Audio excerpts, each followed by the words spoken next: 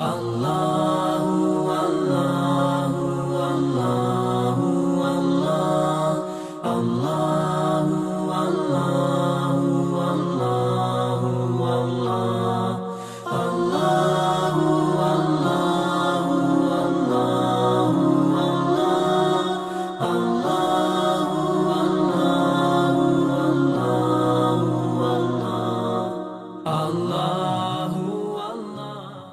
اعوذ بک من همزات الشیاطین واعوذ بک رب یحضرون بسم اللہ الرحمن الرحیم الحمد للہ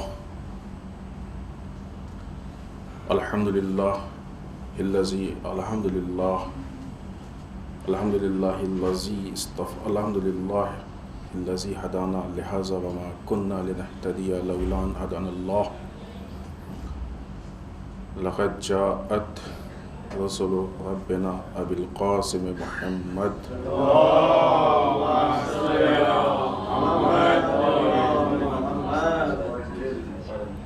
والصلاة والسلام علی آلہ الطیبین الطاہرین المعصومین المظلومین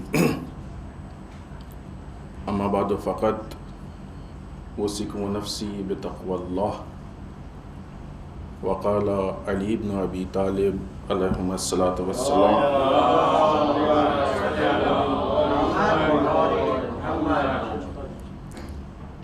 متى اشفی غیظی اذا غضبت حین اعجز عن الانتقام فیقال لی لو صبرت ام حین اقدر علیہ فیقال لی لو عفوت۔ اس پہلے خطبے میں سب سے پہلے اپنے نفس اور آپ سب کو اللہ کے تقوی کی طرف دعوت دیتے ہوئے، اس لیے کہ تقوی الہی انسان کے زندگی کو روز بروز بہتر بناتا ہے۔ انسان کے وجود میں تقوی کی صفت ایسی صفت ہے، کچھ صفتیں ہیں کہ جن کو روز بروز بڑھنا چاہیے، اضافہ اس میں ہونا چاہیے۔ علم میں روز بروز اضافہ ہونا چاہیے، اسی طریقے سے اللہ کے تقوی میں روز بروز اضافہ ہونا چاہیے۔ اسی لیے کہا گیا ہے کہ مومن کے 2 دن ایک جیسے نہیں ہونے چاہیے، یعنی ہر آنے والے دن میں وہ گزرے ہوئے دن سے بہتر۔ تقوی جیسا کہ بارہا عرض کیا ہے کہ یعنی اللہ کا جو نظام ہے اس نظام پہ عمل کرنا ہے، تاکہ انسان اپنے آپ کو اللہ کے انعامات، اس کی جزا کے لیے آمادہ کر سکے اور اس کی سزا سے یا اس کے غضب سے، اس کے غصے سے اپنے آپ کو بچا سکے۔ یہ جو نظام پروردگار ہے یہ ایسا نہیں ہے کہ ایک دن میں بیٹھے اور ایک مثلاً بٹن دبایا اور سارا کا سارا نظام جو ہے وہ پریکٹیکلی ہو گیا۔ اس میں آہستہ آہستہ پریکٹس کو بڑھانے کی ضرورت ہے۔ 2 چیزیں ہوتی ہیں، ایک تو یہ کہ اس میں غور و فکر کر کے زیادہ سے زیادہ ہم اس کو سمجھ سکیں، حاصل کر سکیں، اور دوسرا یہ کہ جتنا ہم سمجھ رہے ہیں، حاصل کر رہے ہیں، اتنا اپنی عملی زندگی میں ہم شامل کر سکیں۔ جب انسان اس کو عملی زندگی میں شامل کرے گا تو اب یہ تقوی کی منزل میں آگے بڑھ رہا ہے۔ جہاں پہ وہ سمجھ رہا ہے وہ معرفت اور ایمان کی زندگی، کیونکہ جتنا سمجھے گا اتنا اس کے اوپر اس کو یقین ہوتا جائے گا، بھروسہ ہوتا جائے گا۔ جب بھروسہ ہوگا، یقین ہوگا تو وہ ایمان اور معرفت میں اضافہ ہوگا۔ جیسے ہی معرفت اور ایمان میں اضافہ ہوگا تو اس کا بہت فاسٹ اثر یہ ہوگا کہ انسان عملی اعتبار سے آگے بڑھے گا۔ بہت واضح چیز ہے کہ اگر انسان کو معلوم ہو جائے کہ مثلاً فلاں جگہ پہ ہم یا فلاں کام کریں گے تو ہم کو فائدہ ہوگا، فلاں کام کریں گے تو ہم کو نقصان ہوگا، یہ انسان کا علم۔ عمل میں آ کے انسان کیا کام کرے گا؟ الٹا، کہ جہاں فائدہ ہوگا اس کو چھوڑ دے اور جہاں نقصان ہوگا اس کو اپنا لے۔ اگر الٹا دکھ رہا ہے پریکٹیکل لائف میں تو اس کا مطلب یہ کہ یہ جو اس کے پاس علم ہے اس کو اپنے اس علم پہ یقین و بھروسہ نہیں، کیونکہ اگر یقین و بھروسہ ہوتا تو ممکن ہی نہیں تھا انسان کو 4 قدم سفر بھی کرنا ہوگا تو اگر اس کے پاس 2 آپشن ہو، یہ معلوم ہو جائے کہ ایک آپشن جو ہے اس کو نہیں پہنچائے گا، دیر میں پہنچائے گا، پرابلم ہوگی، تو اس کو چھوڑ دے گا. جو دوسرا آپشن ہے کہ جس کے لیے یقین ہے کہ پہنچائے گا، صحیح طریقے سے پہنچائے گا، اس کو اپنا لے گا. تو اسی طریقے سے کامیابی، زندگی کی کامیابی کے لیے جب انسان کے پاس دنیا میں بظاہر آپشن ہے نہیں آپشن، یہ در واقع اللہ کی طرف سے کس سسٹم پہ عمل کرنا ہے، یہ انسان کے لیے کوئی آپشن نہیں ہے. ایک ہی سسٹم. دنیا نے مقابلے میں دوسرے سسٹم بنا کے آپشن کی شکل پیدا کی. اب جب یہ بظاہر اس کے پاس آپشن ہے کہ اس پہ عمل کرے یا اس پہ عمل کرے، تو ایسی صورت میں اگر ہم زبان سے یہ کہتے ہیں کہ اسلام کا نظام ہے اور اس پہ عمل کریں گے تو کامیابی ہے، جنت ہے، فلاح ہے، فلاں فلاں فلاں ساری چیزیں، دنیا میں بربادی ہے، یہ ہے یہ، لیکن عمل کیا ہے؟ جب عمل کے میدان میں آتے ہیں تو پھر وہ بربادی والا زیادہ دکھتا ہے اور یہ والا. اس کا مطلب کہ ایمان میں پرابلم ہے، ہمارا یقین صحیح نہیں ہے، ہم کو اپنے علم پہ بھروسہ نہیں. یہ ایمان کی کمزوری ہے. ایک ایمان وہ ہوتا ہے جو ایک دم بنیادی اور بیسک ہے، کہ جہاں پہ انسان زبان سے یہ کہتا ہے کہ جو کچھ ہے سب صحیح ہے، اللہ مثلا موت برحق، موت برحق ہے. یہ ایمان ہے زبان سے. عملی کیا ہے؟ آیا اس وقت ہم اپنے آپ کو آمادہ کیے ہیں کہ اگر موت آ جائے تو ہم مر جائیں؟ اگر آمادہ کیے ہیں تو یہ عملی ایمان ہے. نہیں کیے ہیں تو اس کا مطلب ہم کو اپنے اس علم پہ، اس بلیو بھی کیسے ہوا وہ پورا، اس پہ بھروسہ نہیں. یہ فرق ہے. تو وہ بنیادی ایمان کی زبان سے اقرار کر لینا، اس کو عمل کی طرف لانا، در واقع یہی تقوی پروردگار ہے. انسان کا جو ایمان ہے وہ عمل سے دور نہیں ہونا چاہیے، ہے نا. مثلا مجالس و محافل میں مولا کائنات کے فضائل بیان ہوتے ہیں. یقیناً علی، ظاہر سی بات ہے، مولا کائنات کی کیا مثال. رسول اللہ صلی اللہ علیہ وآلہ وسلم کے بعد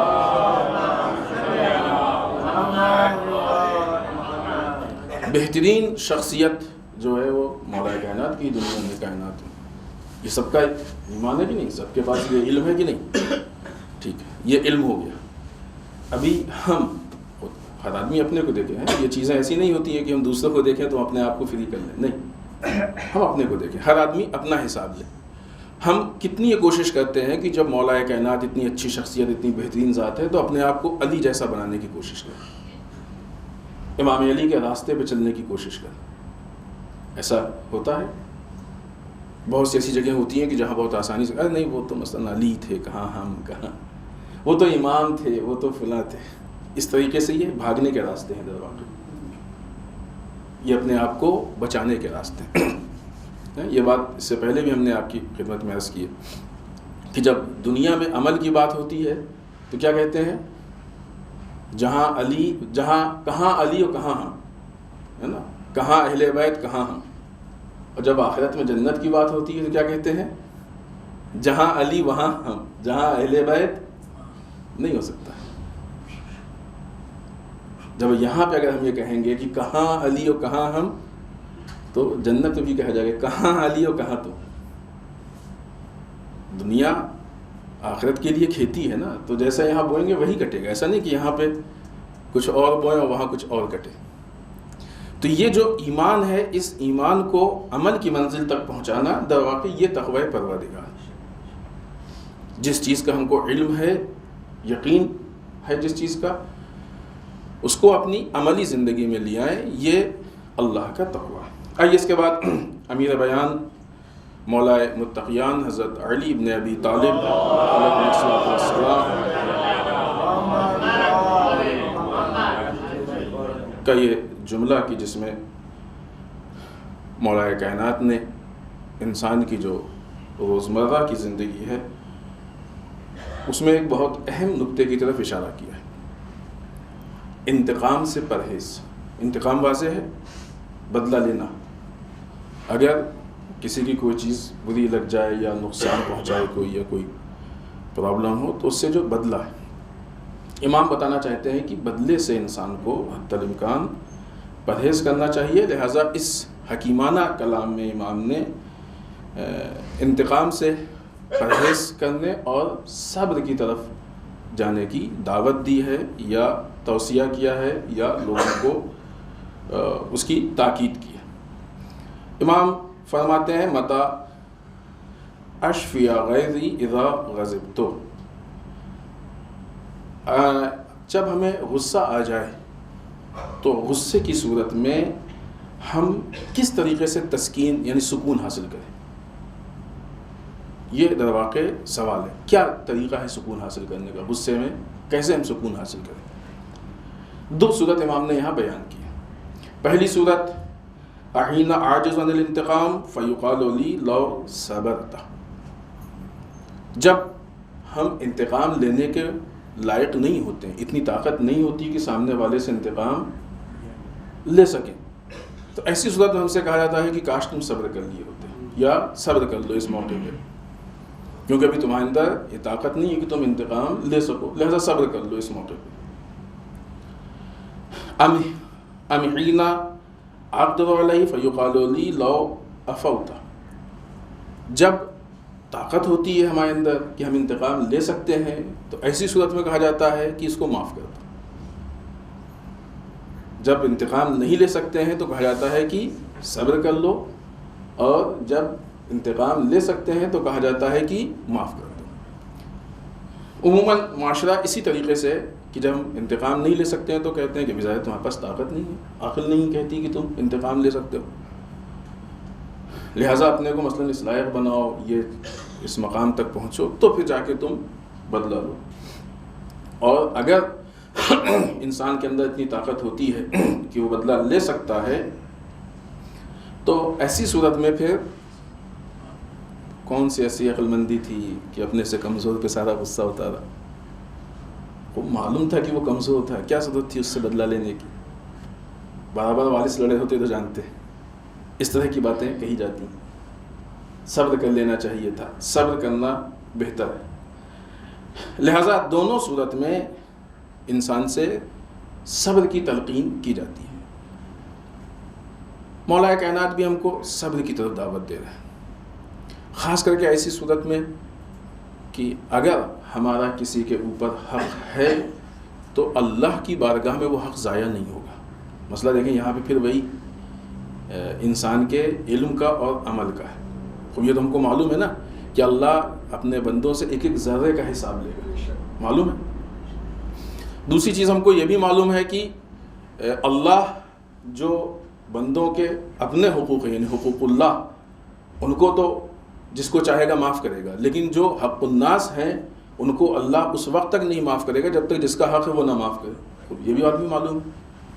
اب اگر ہمارا حق کسی کے گردن پہ ہے تو جب تک ہم نہیں راضی ہوں گے اللہ معاف نہیں کرے گا، اللہ ہماری طرف سے انتقام لے گا، معلوم ہے نا۔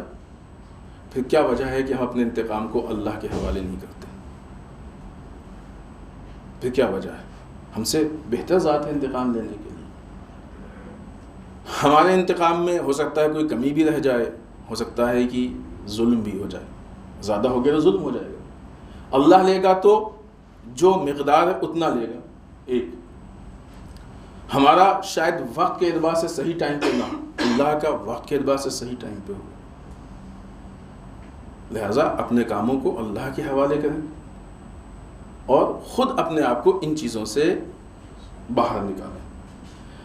لہٰذا بہرحال انسان کی زندگی میں یہ ایک بہت اہم مسئلہ ہے کہ جب اس طرح کے حالات اور معاملات پیش آتے ہیں تو ایسی صورت میں کس جگہ پہ جائے۔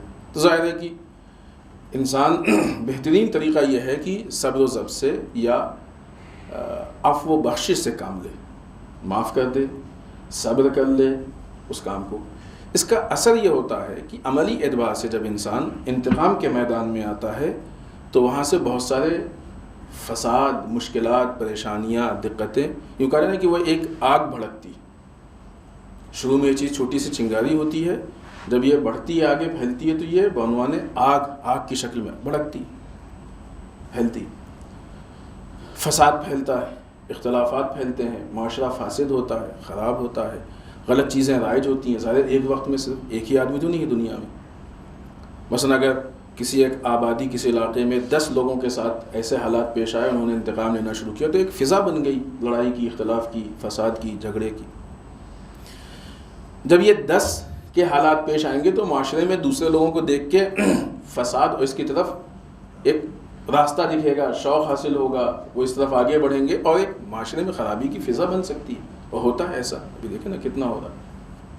لیکن اگر یہ معاف کر دیں گے، چھوڑ دیں گے، تو ایک امنیت کی فضا ہوگی، پورا امن ماحول ہوگا، وہ علاقہ، وہ وادی، وہ شہر، وہ قصبہ، وہ محلہ، لوگ پر امن زندگی، کسی کو معلوم ہوگا بھی کہ نہیں معلوم ہوگا۔ ایسی صورت میں پھر مسئلہ وہی ہے کہ جس کے اوپر زیادتی ہوئی ہے، ظلم ہوا ہے، اور اس کو لگے گا کہ لیجیے صاحب اتنا بڑا ظلم ہو گیا، کسی کو معلوم بھی نہیں ہوا، ہم اتنے مظلوم ہیں۔ یہی تو مقام ہے صبر کرنے کا۔ جب ہم نے اللہ کے حوالے کیا ہے تو اب اس کام کو اپنے ہاتھ میں نہیں لیں کہ کسی کو معلوم ہو کہ نہیں معلوم ہو، بدلہ سب کے سامنے ہو، یہ اللہ بہتر جانتا ہے کہ کیا ہونا ہے۔ اور یہ دنیا کے داستان ہے کہ جن چیزوں کو اللہ نے لوگوں کے اوپر آشکار کرنا چاہا ہے، وہ کتنی بھی تنہائی میں کیوں نہ ہوئی ہوں، اللہ ایسے اسباب پیدا کر دیتا ہے کہ وہ آشکار ہو جاتی ہیں۔ حتیٰ بعض اوقات انسان خود اپنی زبان سے کہہ دیتا ہے، وہی کہہ دیتا ہے خود۔ اور جن چیزوں کو اللہ نے چھپانا چاہا ہے، لاکھ لوگوں نے اس کو دنیا کے سامنے کہا ہو، لوگ سنتے ہیں اور تھوڑا بہت تبصرہ ہوتا ہے، باتیں ہوتی ہیں، پھر اس کے بعد ان کے ذہنوں سے نکل جاتی ہے، لوگ اہمیت نہیں دیتے ہیں اور چیز ہوا ہو جاتی ہے، ختم ہو جاتی ہے۔ تو یہ بھی اللہ طے کرے گا کہ یہ چیز لوگوں کے سامنے آنی چاہیے کہ نہیں آنی چاہیے۔ بہت سے ایسے مسائل ہوتے ہیں کہ آیا لوگ معلوم ہو، لوگوں کے سامنے یہ ہو وہ ہو۔ خب اگر اللہ کے حوالے کیا، صبر کیا، تو پھر یہ چیز یہیں پہ ختم ہو جانی چاہیے۔ لہٰذا یہ معاشرے میں فساد کا مسئلہ۔ دوسری طرف سے جو ایک محبت کی فضا ہوتی ہے وہ ٹوٹ جاتی ہے۔ اگر انسان معاف کر دے، بخش دے، صبر کر لے، تو ایک محبت کی فضا رہتی ہے۔ ہو سکتا ہے کہ آگے جا کے خود اس کو احساس ہو جائے، وہ خود آ کے معافی مانگ لے، ہو سکتا ہے وہ خود اپنے کیے پہ شرمندہ ہو۔ لیکن اختلاف کی صورت میں پھر بات ضد تک اور ان حالات تک پہنچتی ہے۔ لہٰذا مولا کائنات نے اس لطیف گفتگو یا نکتے میں لوگوں کو انتقام کے ترک کرنے کی طرف دعوت دی ہے، انتقام کو چھوڑنے کی طرف دعوت دی ہے، تاکہ ہر طرح کی آگ پہ پانی ڈالا جا سکے۔ خود مولا کائنات کی زندگی میں ایسی بہت ساری مثالیں ہیں کہ جو بہت بڑے بڑے لیول پہ مولا کائنات، اب بعض ظاہر سی بات ہے کہ مولا کائنات نے تاریخ کے ثابت ترین ذات مولا کائنات ہے۔ یہ علماء باقاعدہ اس کو بہت ہی اطمینان سے کہتے ہیں کہ وہ لوگ جنہوں نے سب سے زیادہ صبر کیا ہے ان میں سے ایک مولا کائنات ہے۔ تو مولا کائنات کے صبر کی مثالیں ہم نہیں پیش کر سکتے، بعض اس میں سے موارد آپ کے سامنے سے بعنوان مثال پیش کر رہے ہیں۔ جنگ جمل میں جس وقت مولا کائنات مقابل کے لشکر پہ غالب آئے، خوب کیا کیا اس کے بعد؟ اتنا فتنہ بویا گیا تھا سب کچھ، لیکن معاف کیا اور عزت کے ساتھ واپس گھر بھیج دیا۔ ہوا کہ نہیں ہوا؟ ایک مثال۔ دوسری مثال، جس وقت عمر عاص مقابلے میں آیا اور اس کے بعد اب اس کو ایسا لگا کہ جان نہیں بچے گی اور اس نے اپنے کپڑے اتار دیے، مولا کائنات نے اپنے منہ کو پھیر لیا، اٹھ کے بھاگ گیا، بچ گیا زندہ، ہے کہ نہیں؟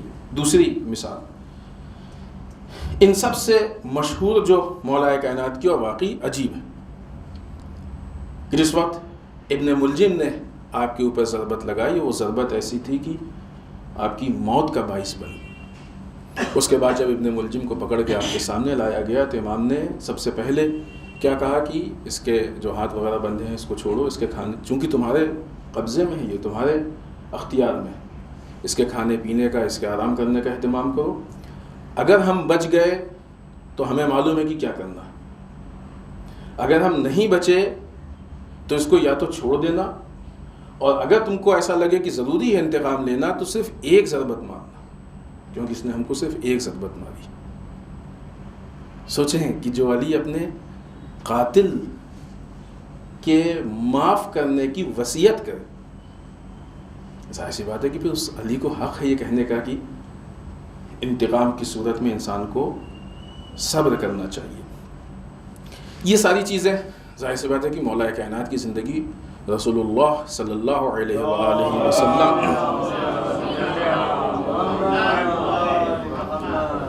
کی زندگی سے ہے، اور جس وقت رسول فتح مکہ کے بعد مکے میں داخل ہوئے ہیں، یہ وہ مکے والے ہیں کہ جنہوں نے جب 13 سال جو رسول مدینے میں زندگی گزاری ہے، البتہ 13 سال جب رسول مکے میں تھے، اس 13 سال کی زندگی میں یہ مکے والوں نے کتنے اصحاب کو تکلیف پہنچائی تھی، کتنا ظلم کیا تھا چاہنے والوں پہ. پھر جو 10 سال مدینے میں رہے اس بیچ کتنی جنگیں ہوئی ہیں، کتنے مسلمانوں کو قتل کیا، شہید کیا، لیکن رسول نے ایک حکم میں عمومی اعتبار سے سب کو معاف کر دیا. جب یہ نعرہ بلند کیا گیا کہ آج تو بوٹی بوٹی کرنے کا دن ہے، رسول نے کہا نہیں، آج تو رحمت کا دن ہے، جو بھی اسلام کو قبول کر لے گا وہ معاف کیا ہوا ہے. قرآن مجید نے بھی اس کی طرف تاکید کی ہے، اور بہت ہی واضح آیت شریفہ ہے کہ جس میں جنت والوں کی صفت یا متقین کی صفت بیان کی ہے. بسم اللہ الرحمن الرحیم.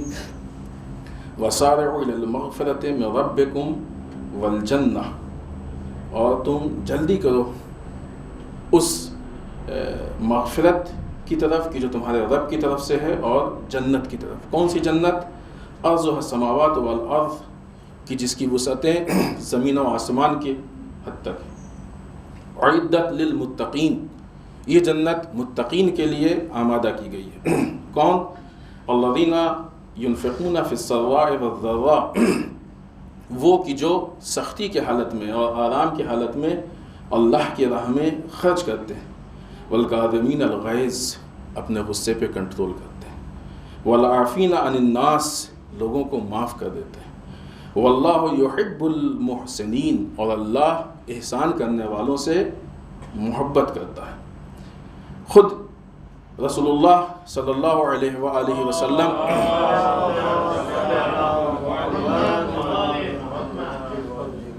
کا قول ہے، اور آپ نے ایک انسان کے بخشش کی ایک جو ہے صورت بیان کی ہے. فرماتے ہیں کہ اذا کان یوم القیامت نادی مناد، قیامت کے دن آواز دینے والا ایک آواز دے گا، من کان اجرہ علی اللہ فیدخل الجنہ، کہ جس کا اللہ کے اوپر، جس کو اجر کا حق حاصل ہے، نہیں اللہ کے پاس جس کا اجر ہے، وہ جنت میں داخل ہو جائے. فیقال، لوگ کہیں گے من ذا الذی اجرہ علی اللہ، کون ہے کہ جس کا اللہ کے اوپر اجر ہے، اللہ اس کو اجر دے گا. فیقال العافون عن الناس فیدخلون الجنہ بغیر حساب، اس وقت یہ کہا جائے گا کہ وہ لوگ کہ جو لوگوں کو معاف کرتے ہیں وہ بغیر کسی حساب کے جنت میں داخل ہو جائیں. یہ رسول اللہ صلی اللہ علیہ وآلہ وسلم کا قول ہے.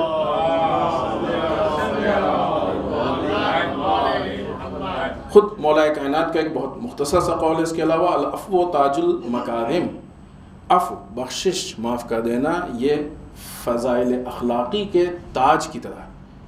اخلاقی فضائل انسان میں ہے تو اس میں جو تاج مین ہوتا ہے نا، سر کا تاج، سنا ہے کہ نہیں سنا؟ تاج جو سر کے اوپر بادشاہ وغیرہ، معاف کرنا سارے اخلاقی صفات میں سے سر کے تاج کی طرح ہے. لیکن ظاہر سی بات ہے کہ معاف کرنے کے لیے بھی بہت سارے صفات ہیں. ابھی وقت زیادہ ہو گیا ہے لہٰذا اس بات کو ہم نہیں چھیڑ سکتے ہیں. خود یہاں پہ ایک بحث یہ بھی ہے کہ وہ غصہ کس طرح کا ہے، غصہ کیسے کیسے انسان کو آتا ہے. ابھی غصہ ہماری گفتگو میں نہیں ہے. معاف کرنے کے بھی شرائط ہیں، معاف کرنے کے بھی کنڈیشنز ہیں.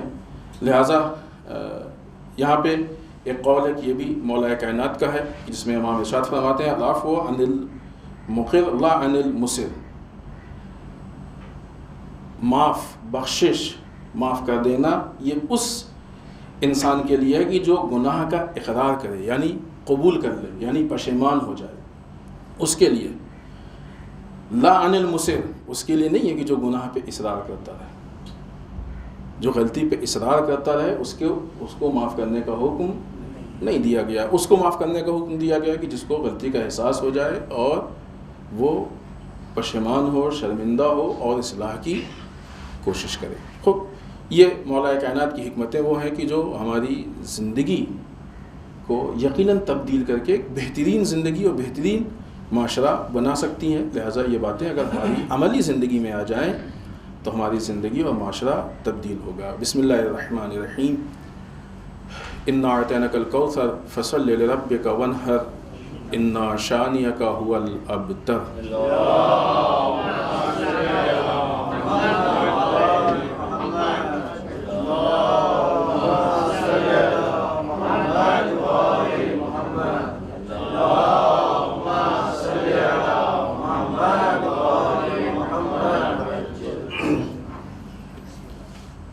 رب اعوذ بک من همزات الشیاطین واعوذ بک رب ان یحضرون بسم اللہ الرحمن الرحیم الحمد للہ الذی لا یبلغ مدحتہ القائلون ولا یحصی نعمہ العدون ولا یؤدی حقہ المجتہدون اللہم صلی وسلم علی صاحب الدعوة النبویہ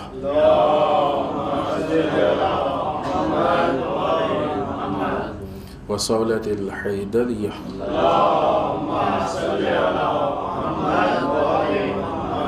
والعصمة فاطمیہ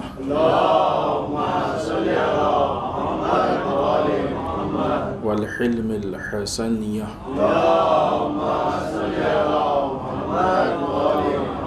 والشجاعة الحسینیہ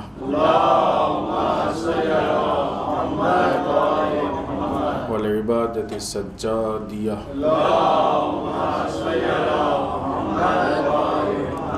والآثار الباقریہ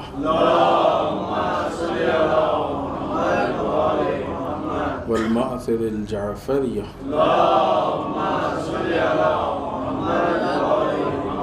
والعلوم الكاظمیہ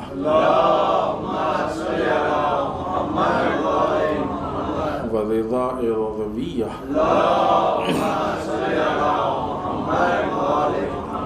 والجود التقویہ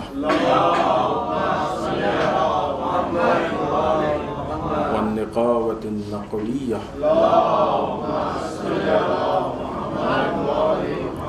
والہیبة العسکریہ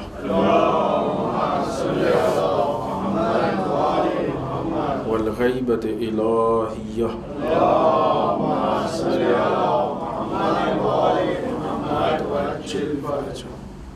ولعنة الدائمة الباقية على أعدائهم أجمعين من الآن إلى قيام يوم الدين.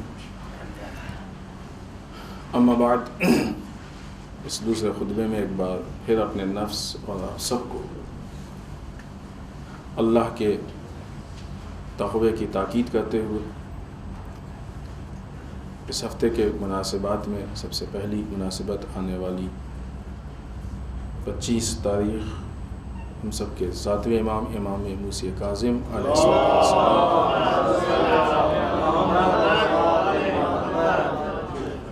کی شہادت کی تاریخ ہے.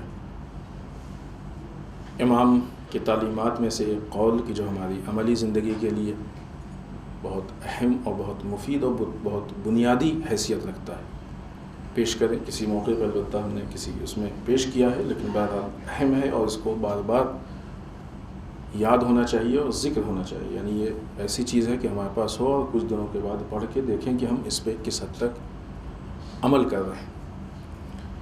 امام فرماتے ہیں اجتہدوا فی ان یکون زمانکم 4 ساعات، کوشش کرو کہ اپنے وقت کو 4 حصوں میں تقسیم کرو. یہ 4 حصوں کا مطلب ہی نہیں کہ چاروں حصے برابر ہوں، یعنی یہ 4 چیزیں ہیں کہ جن کے لیے ہماری زندگی میں وقت ہونا چاہیے اور حتماً ہونا چاہیے. اس کو ہم نظر انداز نہیں کر سکتے. کون کون سا؟ سب سے پہلا ساعتاً لمناجات اللہ، ایک حصہ تمہاری زندگی کا، یعنی زندگی کا مطلب ہی نہیں کہ شروع کے 10-20 سال یہ کام نہیں کیا پھر آخر کی زندگی میں یہ ایسا نہیں. یعنی یہ 24 گھنٹے میں ہر روز یہ 4 کام ہونے چاہیے.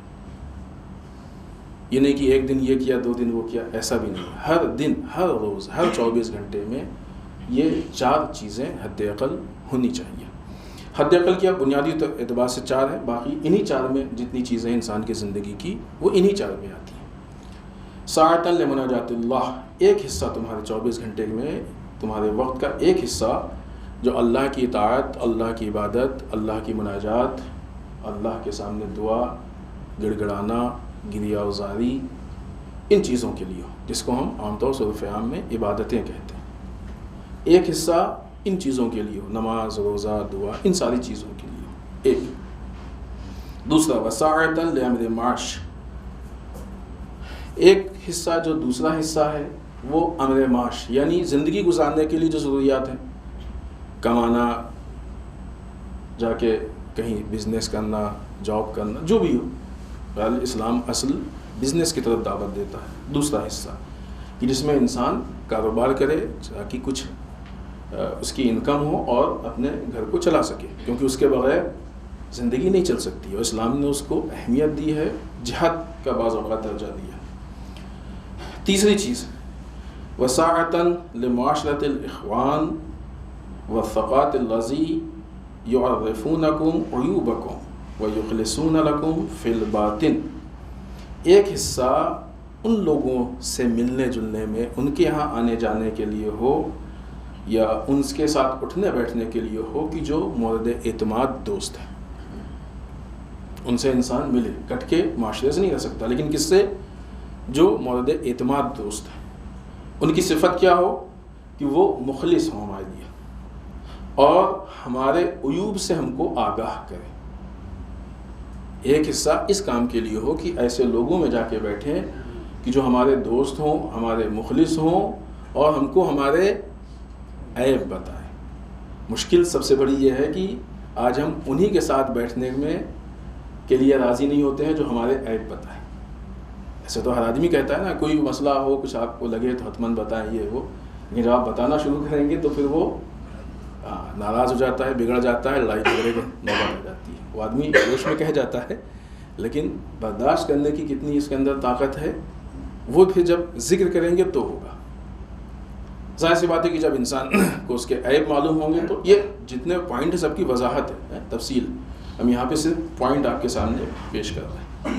تو تیسرا حصہ ہمارے یہ روزانہ کے کاموں میں ہے کہ جس میں ہم ایسے دوستوں کے ساتھ بیٹھیں کہ جو ہمارے مخلص ہوں اور ہمارے عیب سے ہم کو آگاہ کریں۔ چوتھا حصہ وساعتاً تخلون فی حظاتکم فی غیر محرم، ایک حصہ وہ ہو کہ جہاں پہ تم حرام چیزوں کے علاوہ جو دوسری جائز چیزیں ہیں ان سے لذت حاصل کرو، استراحت کرو، آرام کرو۔ یہ وہ چیزیں ہیں، آگے امام نے کہا بہذا حصہ تقدرون علی الثلاث ساعات، یہ جو چوتھا ٹائم بیان کیا گیا ہے اس پہ عمل کر کے انسان جو باقی تین چیزیں ہیں اس کے لیے قدرت پیدا کرتا ہے، کیونکہ انسان فطری چیز ہے، کام کرتے کرتے تھک جاتا ہے، ذہنی تھکان ہو جاتی ہے اس کے اندر، تو جب جا کے تھوڑا سا لذت حاصل کرتا ہے، تھوڑا باہر گیا، گھوم لیا فریش ہوا میں، کسی سے بیٹھ کے تھوڑا مذاق ہو گیا یا کچھ بھی ایسی چیز ہوئی کہ جس سے ایک دل کے اندر خوشی محسوس ہوئی، تو اب انسان چارج ہو جاتا ہے، اس کے اندر طاقت پیدا ہو جاتی ہے کہ بہت سارے کاموں کو پھر سے وہ انجام دے۔ تو یہ جو چوتھی چیز ہے اس کے توسط سے باقی ان تین کاموں کے لیے اپنے آپ کو آمادہ کرتا ہے۔ تو 24 گھنٹے میں ہمارے پاس یہ 4 کام ہونا ضروری ہے، باقی جتنے کام ہوتے ہیں وہ ظاہر سی بات ہے کہ پلٹ کے انہی کی طرف آتے ہیں، انہی 4 چیزوں کی طرف آتے ہیں۔ یہ وہ امام موسیٰ کاظم علیہ السلام کا قول ہے کہ انشاءاللہ ہم لوگ امام کے شہادت کے موقع پہ اس قول کو اپنی زندگی میں اتارنے کی کوشش کریں گے۔ دوسری مناسبت جناب حضرت ابو طالب علیہ السلام کی وفات ہے۔ جناب ابو طالب کی جن کا ایمان اتنا مستحکم کہ اس وقت جبکہ صاحبان ایمان نہیں تھے یا نہ کے برابر تھے، اس وقت جناب ابو طالب کا ایمان مضبوط تھا، رسول پہ، رسول کے وصی پہ، اور اتنا مضبوط تھا کہ جناب ابو طالب پورے معاشرے کے مقابلے میں آ گئے تھے اسلام کے احیاء کے لیے، اسلام کو لوگوں کے سامنے پیش کرنے کے لیے۔ اور جناب ابو طالب نے وہ کردار پیش کیا کہ کسی بھی تحریک میں ایک ناصر، معاون، مددگار، سپورٹ کرنے والے کو کیسا ہونا چاہیے۔ ایسا نہیں ہے کہ سپورٹ کیا ہے تو پھر احسان جتائے، نہیں، بلکہ ہم نے اللہ کے راہ میں نصرت کی ہے، لہٰذا یہ احسان نہیں ہے بلکہ یہاں پہ قبولیت کی دعا ہے کہ پالنے والے ہم نے یہ جو خدمت کی ہے اس کو تو قبول کر لے۔ تیسری مناسبت آنے والی 27 رجب اہم ترین عالم اسلام کی مناسبت ہے، اس دن کا روزے کی بہت اہمیت ہے، وہ ہے عید بعثت یا عید مبعث۔ رسول اللہ صلی اللہ علیہ وآلہ وسلم کو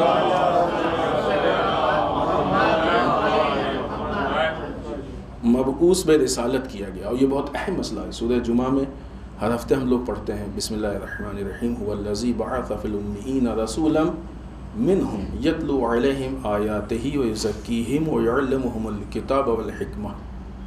وہ اللہ کی جس نے مبعوث کیا امیوں میں سے، انہی میں سے ایک رسول کو کہ جس کی یہ 3 ذمہ داری ہے: کتاب کی تلاوت، تزکیہ اور تعلیم. یہ 3 ذمہ داری دے کے ہم نے رسول کو مبعوث کیا. یہ اہم ترین مناسبت ہے عالم اسلام کی.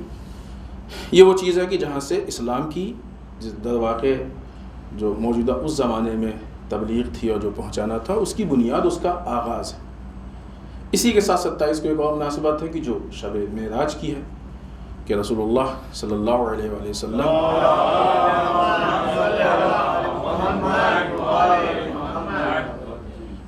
سبحان الذی اسری بعبدہ، آپ کی بندگی کی بنیاد پہ آپ کو معراج عطا کی گئی. اسی کے ساتھ ایک اور مناسبت ہے کہ جو 28 تاریخ کو ہے سرکار سید الشہداء امام حسین علیہ السلام کے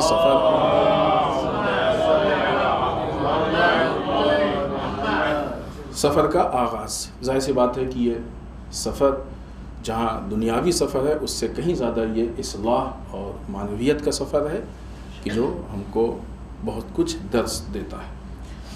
موجودہ حالات میں وقت بہت کم ہے، بہت جلدی سے 2 باتیں حد اقل پیش کریں آپ کی خدمت میں. بحرین میں آل خلیفہ کی حکومت کے مظالم اس حد تک بڑھ رہے ہیں کہ انہوں نے خواتین کی گرفتاری میں بھی کافی تیزی سے یعنی خواتین کو بہت تیزی سے وہ گرفتار کر رہے ہیں.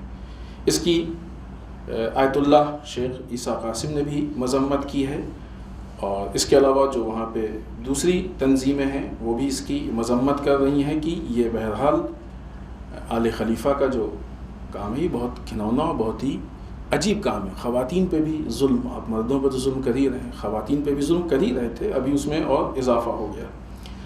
یہ بات واضح یعنی بتا دیں آپ کو کہ بحرین کی بعض ہیومن رائٹس کی تنظیموں نے یہ کہا ہے کہ 2011 سے جون 2020 تک، ابھی 22 چل رہا ہے، یہ 2 سال پہلے کی رپورٹ ہے، 300 سے زیادہ بحرینی خواتین کو گرفتار کیا جا چکا ہے، جن میں 8 چھوٹی بچیاں بھی تھیں.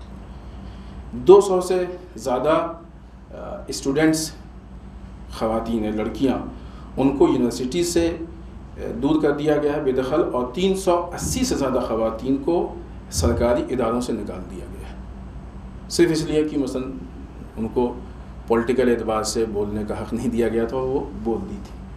تو یہ بہرحال ظلم بھی ہے اور یہ لوگوں کی آزادی چھیننا بھی ہے.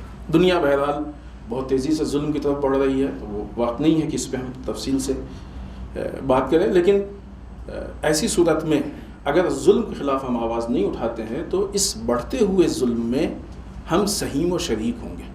اور ابھی ظاہر سی بات ہے کہ پچھلے یا اس سے پہلے کے ہفتے میں یہ بات پیش کی ہے کہ اگر انسان خاموش رہ جائے تو پھر وہ وہیں پہ جائے گا جہنم میں جہاں اللہ ظالم کو بھیجے گا.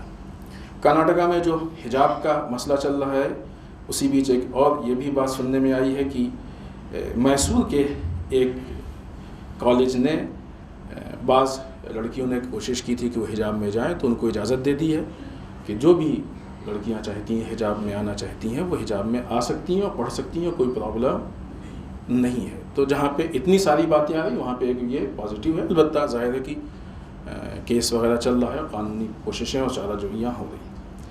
آخر میں بارگاہ پروردگار میں دعا کرتے ہیں پڑھنے والے ہم سب کو اعمال صالحہ کی توفیق عنایت فرمائے، بار الہ اعمال قبیحہ سے محفوظ رکھے، پڑھنے والے ہمارے گناہوں کو بخش دے، بار الہ ہمارے مرحومین کو بخش دے، پڑھنے والے اسلام و مسلمین کی حفاظت فرمائے، بار الہ دشمنان اسلام کو نیست و نابود کر دے، بار الہ ہمارے علماء کا سایہ ہمارے سروں پہ باقی رکھے، بار الہ رہبر و مراجع کو طول عمر عنایت فرمائے، بار الہ ہمارے امام کے ظہور میں تعجیل فرمائے، ہمیں ان کے اعوان و انصار میں شریک ہونے کی توفیق عنایت فرمائے. ربنا تقبل منا انک انت السمیع العلیم.